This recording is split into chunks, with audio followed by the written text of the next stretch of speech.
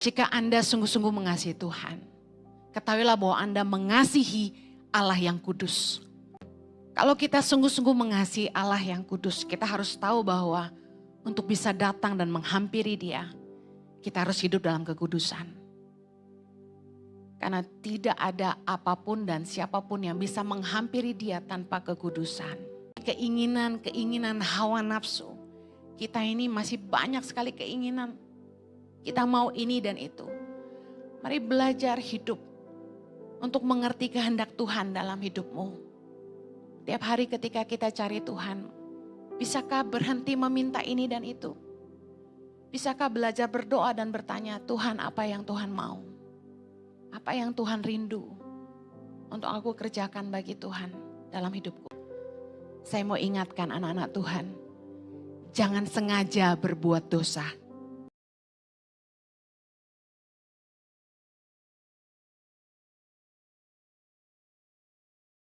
Kami bersyukur buat kasih-Mu yang selalu tinggal di dalam kami. Kami bersyukur punya Allah yang mengasihi kami. Tuhan malam hari ini berbicaralah buat kami, biar kiranya firman-Mu jadi berkat buat setiap kami. Di dalam nama Yesus, silakan kembali duduk. Roma 8 ayat 36 sampai 39 berkata bahwa tidak ada yang dapat memisahkan kita dari kasih Kristus. Tapi dalam Yesaya 59 ayat yang kedua dikatakan bahwa dosa dan kejahatan yang memisahkan kita dari Allah.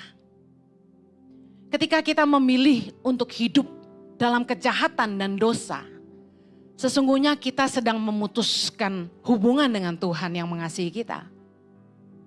Bahwasanya tidak ada yang bisa memisahkan kita dari kasih Kristus selain dari keputusan kita sendiri yang memilih dosa dan kejahatan daripada Dia. Mazmur 24 ayat yang ketiga, kita baca sama-sama. Siapakah yang boleh naik ke atas gunung Tuhan? Siapakah yang boleh berdiri di tempatnya yang kudus? Orang yang bersih tangannya dan murni hatinya, yang tidak menyerahkan dirinya kepada penipuan dan yang tidak bersumpah palsu. Dialah yang akan menerima berkat dari Tuhan dan keadilan dari Allah yang menyelamatkan dia. Katakan Tuhan itu kudus. Apapun dan siapapun yang tidak kudus tidak dapat menghampiri Tuhan. Katakan amin. Anda tahu bahwa dosa dan kejahatan memisahkan kita dari kasih Allah. Karena keputusan kita untuk hidup dalam dosa dan kejahatan, kita yang menjauh dari Allah. Apa yang bisa mendamaikan kita? Kristus datang, mati dan menebus kita atas dosa-dosa kita.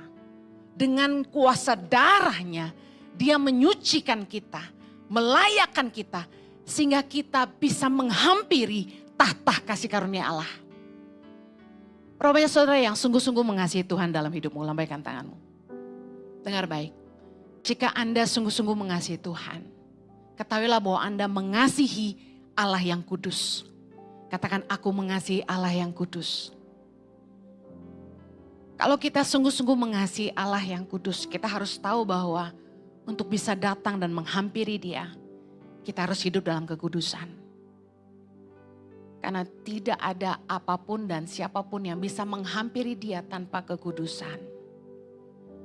Inisiatif Tuhan untuk mengasihi kita ada sejak kita masih hidup dalam dosa. Karena Dia mengasihi kita, Dia tahu bahwa hanya dengan kematiannya Dia bisa mendamaikan kita dengan Allah. Yesus datang atas kehendaknya sendiri. Dia mati buat kita. Dan hanya darahnya yang sanggup menyucikan kita. Kalau Yesus sudah mati buat kita. Kalau Yesus sudah mati buat kita. Mari jangan hidup lagi dalam dosa. Karena sesungguhnya yang memisahkan kita dari Allah adalah segala dosa dan kejahatan kita. Wahyu 1 ayat 5b berkata begini. Bagi Dia yang mengasihi kita dan yang telah melepaskan kita dari dosa kita oleh darahnya. Katakan amin. Kalau Yesus sudah menebus dan menyucikan kita, seharusnya kita juga berhenti berbuat dosa. Dan mari hidup kudus bagi Allah. Yang mau katakan amin.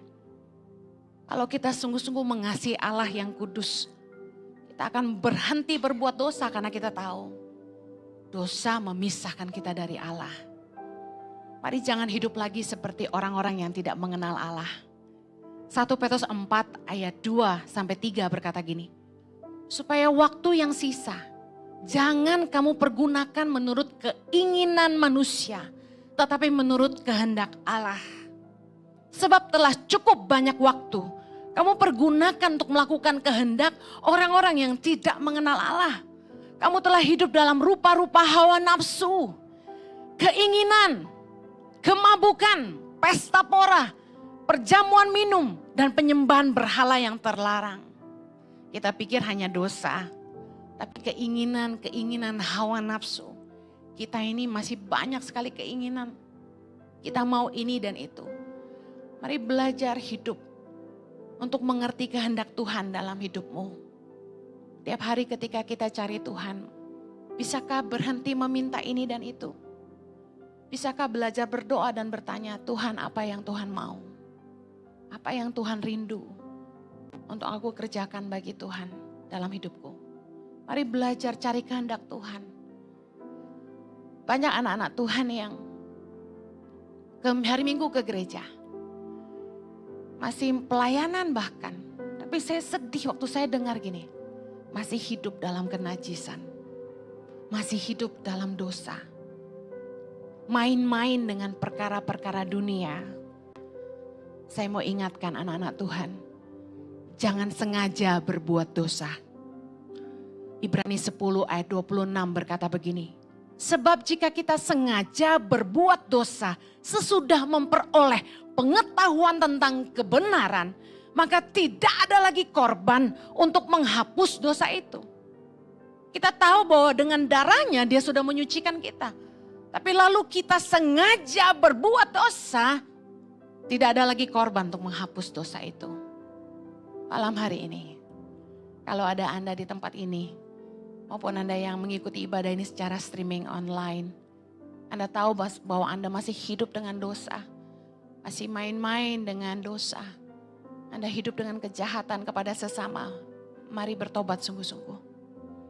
1 Yohanes 1 ayat 9 berkata, jika kita mengaku dosa kita, maka ia adalah setia dan adil. Sehingga ia akan mengampuni segala dosa kita.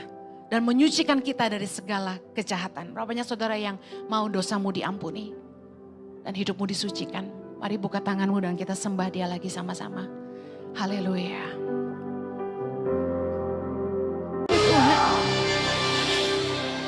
Katakan haleluya. We lift you up in this place, God. Engkau kudus Tuhan.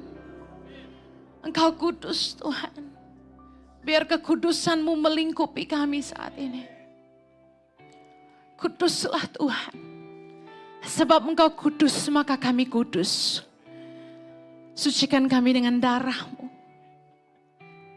Sucikan kami Tuhan.